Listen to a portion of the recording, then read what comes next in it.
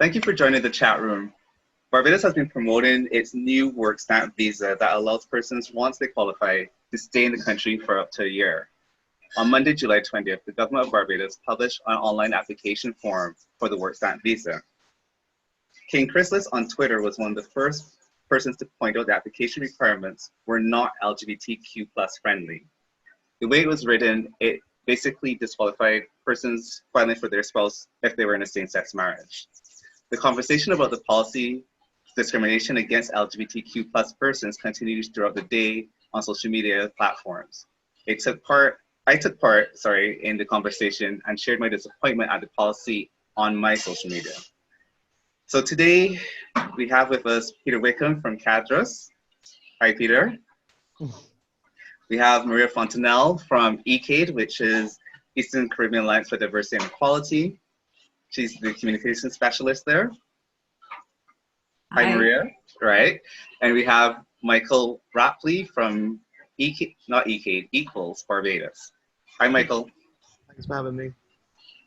Right. So before we get into the conversation, I just want to mention as well, there was an article penned by Darian Aaron that spoke to, I think he's from the blog Living Out Loud, that spoke to the work stamp visa as well, and basically saying that the visa disqualified LGBT persons from taking part in this work stamp.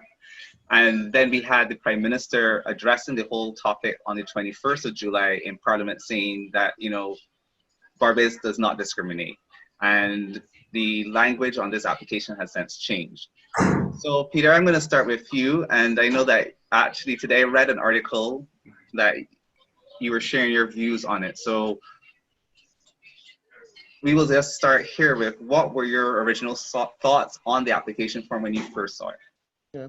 Well, no, I saw the comment by Ronald King, really. That was the first time I saw the reference to it being anti-LGBT. And at the time, I saw it and I just essentially looked over it because my assumption was that clearly this could not be correct. It took me a couple of days and I only then looked at the website myself and I saw the page. And I realized that it did say what it was supposed to have said. And not that I disbelieved anyone, but I just felt that I needed to see for myself. I thought to myself that it was clearly an oversight, and it was the type of thing that I found it left a lot to be desired, because I think that we have to be a whole lot more careful in that. I don't necessarily know that it is sending a signal that we don't want LGBT people, but what it does is sends a signal that we define family in a certain way, we define marriage and spousal associations in a certain way, we define cohabitation, domestic cohabitation, which is recognized in Barbados. We define that in a way that does not include the LGBT community. So if you want to come as an LGBT person, you'll be coming on less favorable terms. So if you're a member of a family, then you'll pay more for each of you to come individually. In my opinion, that's unacceptable. And it was against that background that I made my posting, you know, I raised concerns about the fact that this was what was happening. Excuse me. Sorry. I subsequently discovered that, I'm sorry. I subsequently discovered that it was essentially the policy was gender neutral, as it was explained to me. The policy was gender neutral. There was no need to specify anything other than that it could be the person's spouse or partner, or it could be a person with whom they had lived with for 5 years, for the last year being together. Excuse me. Yeah. But the important point is that there was no need for that definition. That definition was pulled from the Family Law Act, which is of 1980s vintage, and also needs to be addressed. But in the meantime, that was where it came from. And I guess someone felt it was important to define it in that way. And that was where we are. So against that background, I'm happy that Prime Minister Motley has spoken to the issue, has clarified it, and also has spoken to the broader need for a conversation about same-sex relationships and where they're going. But more importantly, she has said in the short term, we will be having employment rights legislation. And I'm excited about that, because I think the employment rights opportunity gives us a chance to deal with discrimination in a comprehensive way, not only in terms of discrimination on the basis of sexual orientation, but discrimination on the basis of gender, discrimination on the basis of race, discrimination on the basis of size acceptance, you know, because we have a lot of that, and also the disabilities. So it gives us an opportunity to have a comprehensive conversation about discrimination, and certainly the LGBT community would need to be included in that there. So I think it's a progressive step. It was an unfortunate situation, but I think that some good has come of it. Okay, thanks for that, Peter. And Michael, as a representative of the LGBT organization in Barbados, what were some of the community responses that you received around the subject? Well, from what I was seeing on social media, you know, persons were after, it was more like after it was addressed. I mean, everyone had the same sort of response in regards to, oh, look at the language used. This just speaks to, you know, the attitudes towards the community in general. But then after it was spoken to, it's just like, okay, great. So, you know, we're talking about being more accepting to those coming here. Why are we not talking about, you know, how we are protecting the locals here in Barbados? And while she did speak to Bill, you know, that's one aspect of where discrimination comes from. So, you know, even though it's a step forward, Bill hasn't been passed yet, but yeah, it's one step forward, and you know, people, you know, are affected very negatively in all aspects of their life, in home. Right, we're just having feedback somewhere. I'm not sure where yet. But continue on, Mike. In school, at home, yes, in the workplace, but even, you know, walking around, accessing public transportation, you know, many people suffer from mental illnesses such as depression and suicidal thoughts due to the stigma and discrimination. But I do think that the discussion is timely and appropriate, because especially now a lot of the community are out of work, being that a lot of persons lost their jobs with COVID-19, because a lot of the community actually works in the tourism industry, hotels, hospitality, restaurants, customer service. We did a survey recently. 35% of those who responded have been out of work completely, and another 25% have been reduced hours. So that's already like, what, 60% of the community that's out of work. So I think that, you know, if this bill does get passed, or hopefully when it gets passed, that will, you know, have a positive impact on at least their livelihood in that aspect. Okay, I'm actually going to come back to you on that in a bit. So Maria, as a communications person and working for an umbrella organization, a regional umbrella organization, when we see international stories being run, like the one that was in Living Loud 2.0, how does that impact us as an LGBT community, and also as a wider community in general? It's a really good discussion, and I'm happy that we're able to have it so quickly following the actual events. Let's call them events that transpired. And it highlights again this kind of precarious position that we have in the region.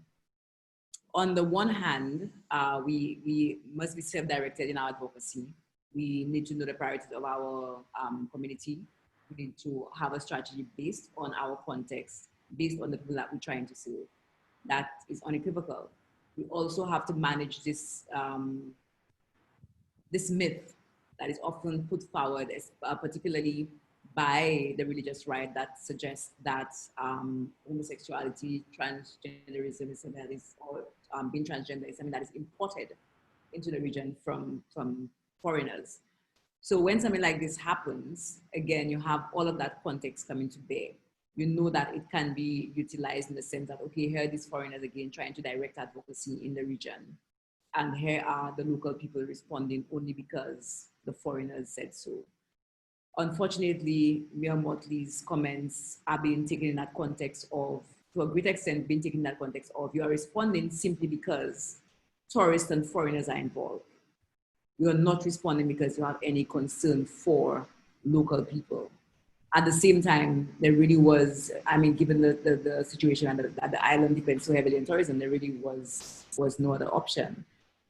It is welcomed, however, in the sense that it has prodded government to speak on the issue. They have not spoken extensively. It's not completely satisfying, but it definitely is a start. And I think it's an opportunity for us to take that that opening and push the door even wider. They spoke about, she spoke about protections in labor. St. Lucia has protections, those labor protections. However, the manner in which it is written is very important. So it's wanting to say that. It's another thing to pass a bill that is truly inclusive. And while labor is just one area of people's life, it's a start, but it cannot at the moment be restricted to that, because considering that St. Lucia has had that legislation for quite a few years, to come now and say that's all, Barbados in particular, which is often a beacon in the Caribbean for being a progressive country and having very progressive-minded citizens, to come and just do that bare minimum, which it is really considered the bare minimum at this point, it really would not put the country in such a great light in that this has been done by others before. This is the bare minimum. This is just like, it almost seems like a token at this point. And in St. Lucia, from my knowledge, while this law has not really been applied, we had a few cases when I worked with United and Strong, which is the local LGBTQI representative organization. We did have cases that were brought to us by the community of individuals who were unfairly dismissed and who wanted to use that aspect of the law to defend the case. But it was very difficult, not only in the sense of using legislation that is new and that you are basically being the one to initiate the use of it, but also because the individuals who are at the core of the issue face the risk of being further outed, and whether or not they actually are LGBTQ people, or whether there's a perception of it, by bringing forth a case of wrongful dismissal based on sexual orientation, you now have this spotlight on you. You now have people asking, oh, is this person really gay? So then they have that threat, that quote unquote threat of publicity or being in the public eye as something that they now have to worry about. So it's that alone, there's so much to be considered in just having legislation, whether or not it will be utilized. So that first of all, just having that one piece of legislation, not enough. Secondly, it should not be in a vacuum. And there are other considerations, including the safety and security of citizens to be taken into consideration, discrimination, which is rife within society generally, apart from the workplace. All of these things must be taken into account. But we at the same time, as Caribbean people, have to own the advocacy that we have seen it necessary to do. And we have to speak up, not just as LGBTQI representative organizations, as LGBTQI people, but as allies who may not only be interested in the topic for financial gain. So right now, if the tourism industry come out and speak, you're like, are you only speaking now because this is about you losing money?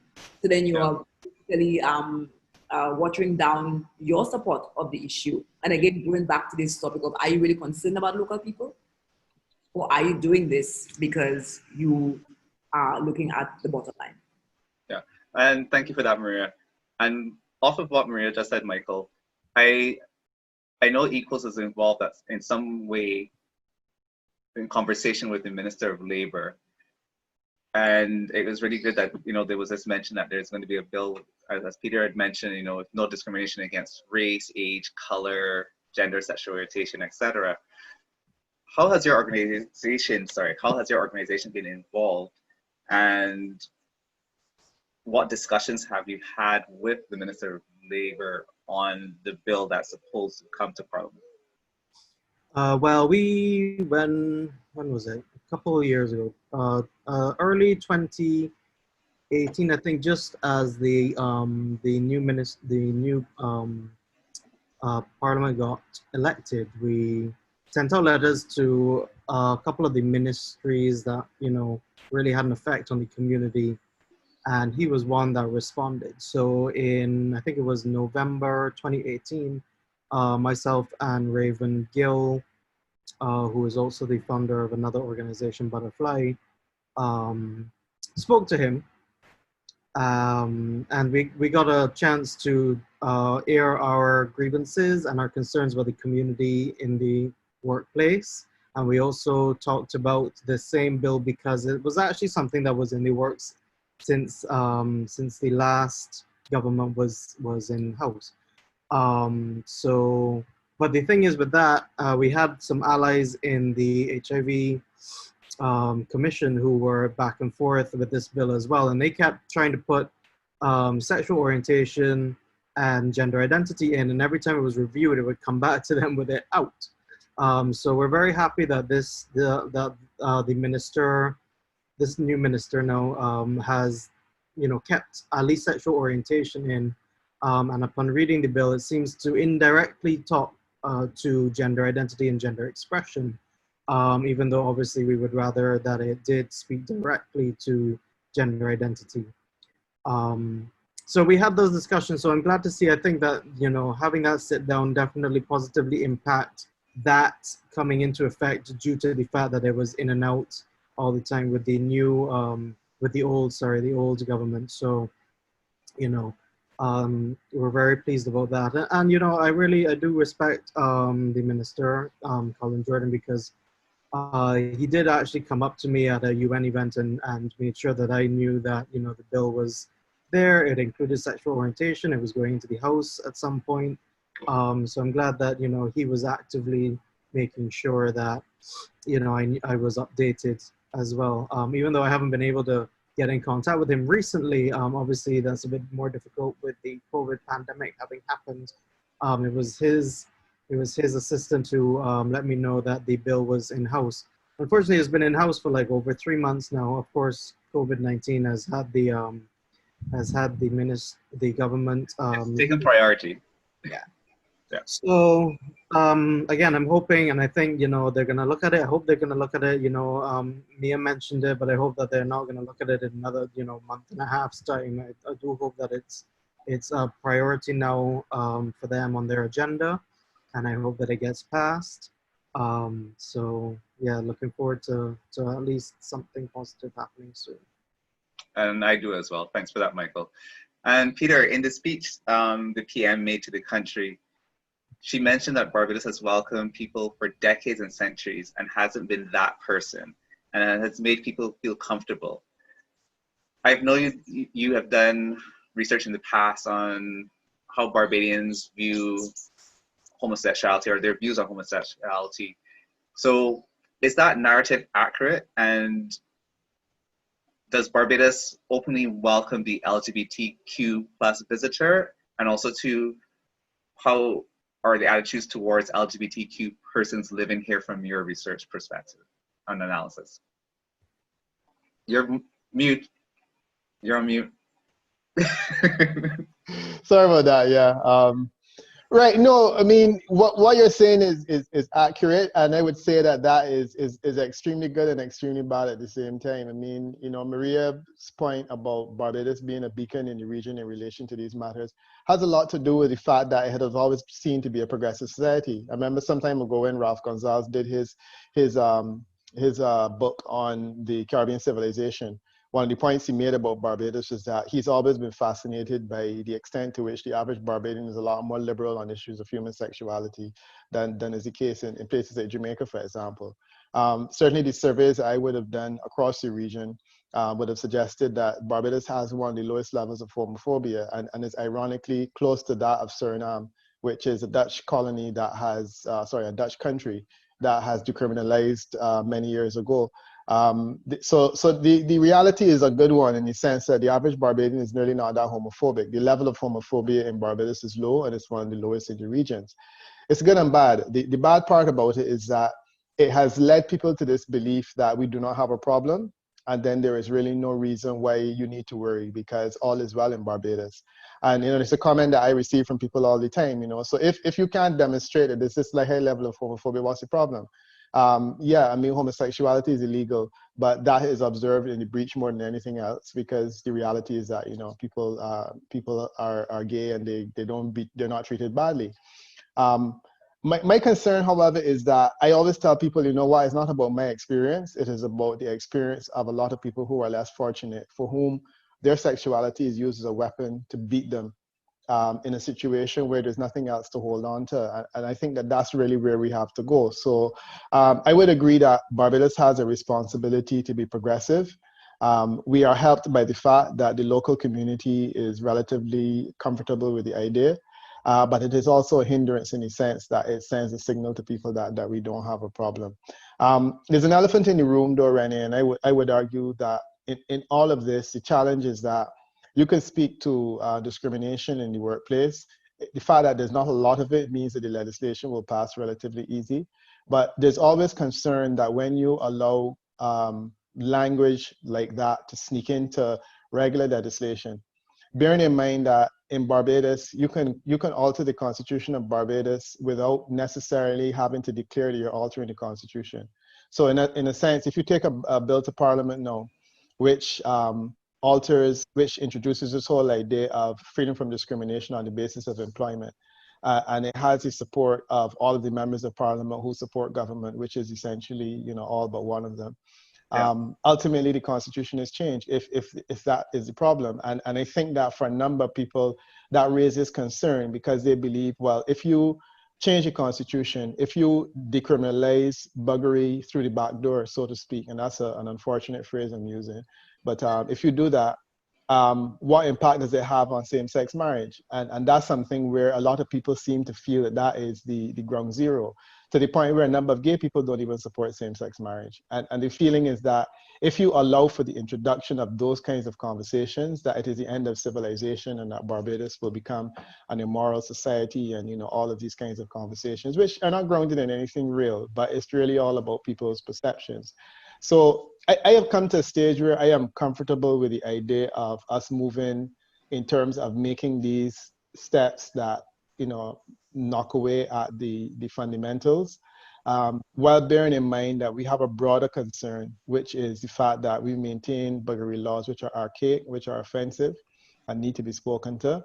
And the issue of same-sex marriage is also one that it needs to be addressed at some stage. And I accept that the community is not necessarily of one mind in this regard, but I do feel that it's an option that has to be created for some people. And we've gotten to a stage now where we're saying, well, if it is that we're not going to allow for our own marriages, then we will respect other people. So if I go to St. Lucia and get married to Michael, can I come back to Barbados and have that respected? And I think that that's probably where the conversation is now. And maybe there will be a greater level of comfort with that as opposed to the idea of us having marriages ourselves. Yeah. But the reality is there are a number of Barbadians, including yourself, that are married to and are in same-sex marriages. And I don't think this addresses persons applying that are visiting, but we haven't had a situation where it addresses a national with their spouse coming in and saying, well, this is my partner, can I recognize this person as a Barbadian resident and citizen through our marriage? Actually, it's an ex-wife of a Barbadian can apply probably for residency easier than the same-sex partner, and that's a discussion that we truly have to have, and I think we just haven't had someone test it.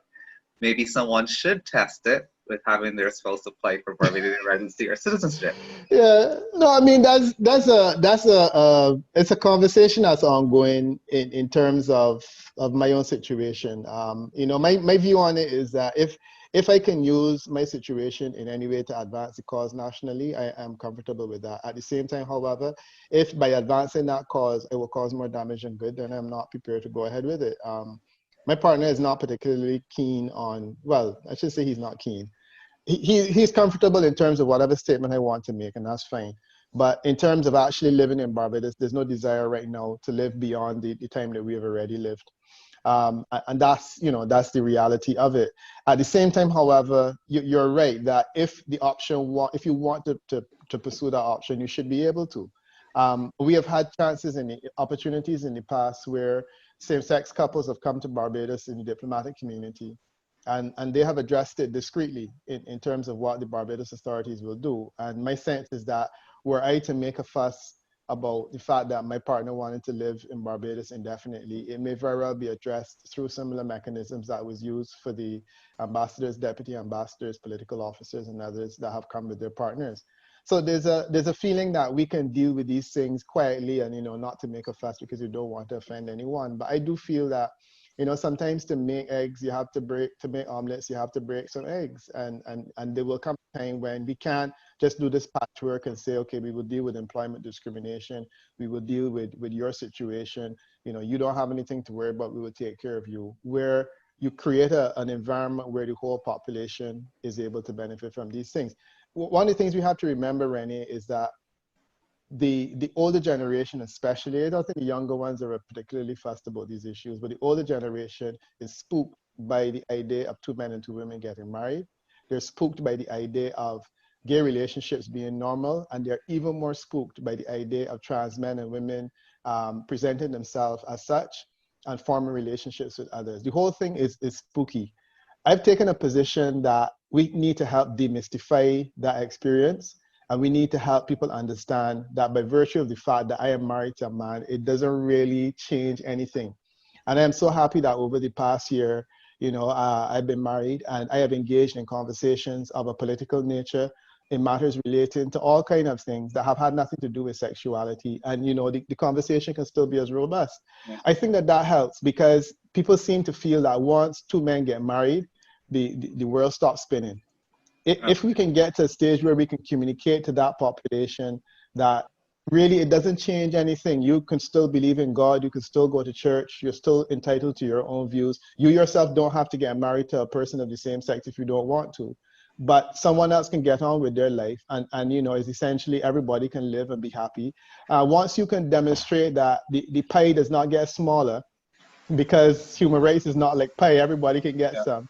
Then, you know, and also too though, Peter, the reality is for a lot of the organizations and communities in the Eastern Caribbean, that includes Barbados, marriage is not on the narrative, like the major issue on the narrative for them. The issues for most persons are issues of discrimination, maybe in the workplace, removing the buggery law, how they navigate healthcare. So I know this cultural idea that the society will fall apart because there are certain rights given to LGBT persons and it automatically leads to marriage is one that is like a phantom ghost out there that is really not, if you look at it for most community members, their burning issue or problem. But I'm going to just move on quickly to Maria because we're running out of time. So Maria, I know that social media has been used quite a lot recently to bring a lot of these issues to the forefront. And when I see how quickly the narrative of that being posted and then within a day, this whole conversation happened and then you have having to have actual persons respond government-wise to it. How does government or government should really moving forward, how should government moving forward look at engaging community and also using social media, in your opinion, as a person working in public relations? Because it is something that we can't ignore. Before we would kind of say, you know, social media, it's not, advocacy on social media is not as important, but advocacy is quickly moving to social media and then leaping into the everyday world. Or, I mean, I will not presume to your governments how to use the social media. Well, I'm not saying that yes, but we still realize I have to monitor it somehow. Yes, I know what you say. But it has been shown to be very helpful. We had the Cambridge Analytica scandal that showed that utilizing social media to get information and to, at the very worst, manipulate people is something that can backfire, but it can be extremely effective for the people who can afford to use it. However, at the core of it is government understanding what it is that their populace wants, but also having that determination to work in the interests of your community. Like Peter mentioned earlier, to put laws in place that serve the entire community. The example you used of people of a certain economic bracket being able to live in the manner that they would want to and be able to manipulate the system or organize the system around their lives, that's fantastic for them. However, for the ordinary person, somebody who may come to since we're using the example of tourism, somebody who may come, who may have a common law spouse, as we call it in the Caribbean recognizes common law spouses. However, when you are in a situation of a crisis and emergency, that must be acknowledged. How is that acknowledged by the country in which you are currently resident? And how do you navigate around that?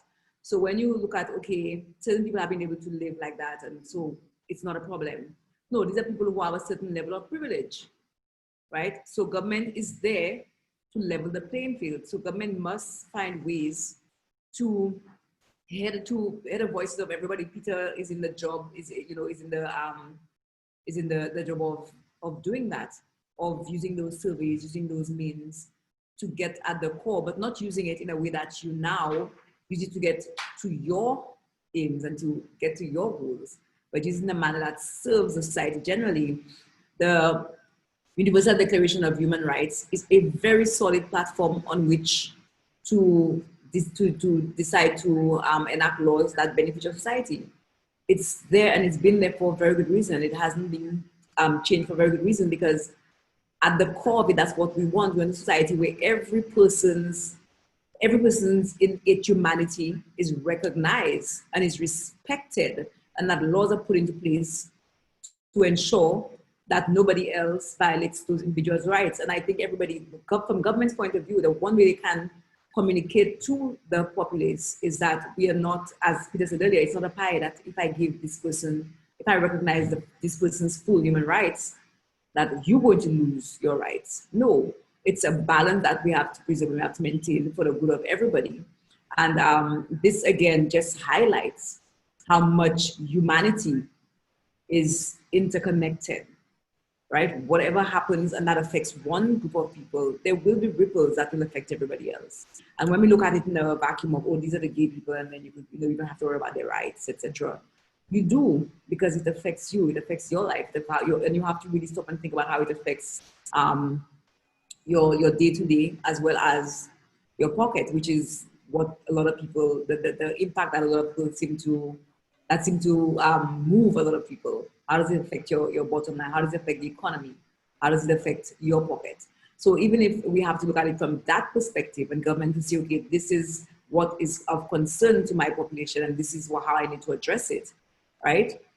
But at the core of it, they need to find out really and truly what people think, not in the sense of utilizing that to manipulate people, but in the sense of utilizing that to see where do we need to make change, to educate our people, to inform them, to let them know how the decision that we take affects the entire community, and not just use that as a means of, in the worst way, holding on to power and manipulating people to keep voting you back into power without recognizing and caring for the most marginalized people in your community, and the people who are economically, at least, at the bottom rung of the ladder, but who are certainly not in the sense of being human beings and being entitled to every single right that any other human being is.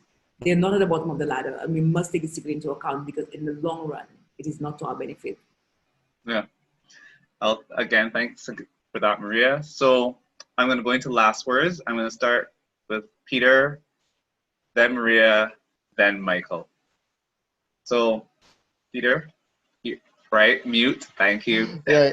Yeah. No, I like the idea of ending on the same point that Prime Minister Motley ended, where we use this whole Black Lives Matter movement, and we look at the whole movement where we say that, everyone has to be able to breathe. And I think that if we try to create a world in which everyone can breathe, the overweight or obese, the disabled, the homosexual, the transgender, the women, the men, if everyone can breathe, I think everyone is happy. And that's what I am in support of fully, that we use these opportunities to create a world in which we all can breathe and we all can breathe equally. Great. Thanks for that. Maria, your last words? Definitely building up on that position. And from the point of view of using media, I think we need to use media more to educate and inform people, and to broaden people's perspectives, broaden their worldview, it doesn't mean that we are seeking to change who they are as an individual, but convey to them how their lives and the decision that they take, the decision that is taken by government, affects all of us because we are all, like the Universal Declaration says, with regards to our rights, right? We are the indivisible and interconnected. We are, as human beings, interconnected and indivisible. We cannot really live without our lives having an effect on somebody else. So in terms of, from the position of media, ensuring that government should look to utilize media to inform and educate and sensitize and raise awareness. And we as activists, we as advocates need to, again, reach out to each other, not just utilize media in our own little space and just have our voice out in the void, but to connect with each other, which Renee does very effectively online as well. Connect with each other, share each other's voices, amplify each other's voices, and help to spread that message and raise awareness of people that we as human beings at the core, diversity is just part of the world. It's part of humanity, it's part of the animal kingdom, it's part of nature. So we must respect that diversity. And we must, in our own way, ensure, even if you simply put a post on Facebook, you speak to your government, you make that be part of your voting decision. But we must also utilize our voice to ensure that we, as much as possible, achieve equality for everybody. Thanks, Maria. And Michael, your last words? I agree with others on their points. I think, it's a step-by-step process. Again, as you've mentioned, I don't think that a lot of persons are in the community are, clamoring for marriage, but they are interested in not being discriminated anymore. The employment bill is one step towards it, and we intend to utilize that platform to sort of help educate and sensitize the wider community going forward as well, so that we can at least help reduce the discrimination in some areas of persons' lives, but also use the opportunity to help sensitize so that those who are sensitized within those areas and educate those who they interact with, and we can get one step closer to a more inclusive society. And thank you for that, Michael. And again, everyone, thank you for joining us. And I'm sure that this conversation will continue not just here off of this video, but I see it still happening on various social media platforms and in the regular media as well. Because as I mentioned today, there is an article in Barbados Today where Peter speaks to it as with, I can't remember his name, is Kareem. Kareem, yeah. Kareem. Yeah, Kareem. Yeah. And one of the things that for me, and I'll add my last words, is that we live in a time where the traditional ways of putting news out there has changed. So you can just simply put up a form and that takes on a life of its own. It has its own news cycle that was spoken about for 24 hours. And then we see government responding, and I'm thankful quickly and appropriately to the issue. But I also have my concerns in the sense that that was one step, and I'm hearing everybody speak to the, oh, that was done because there's a profit line here. It's about tourism. And you're not doing enough for what's happening locally. So I hope that the bill that's talks about that is a step, but we know there's a lot more to be done. And I hope that this government will continue to work with people and also realize that they have to listen and that communication continues to happen between its citizens. So again, thank you. And it's been great talking with you all.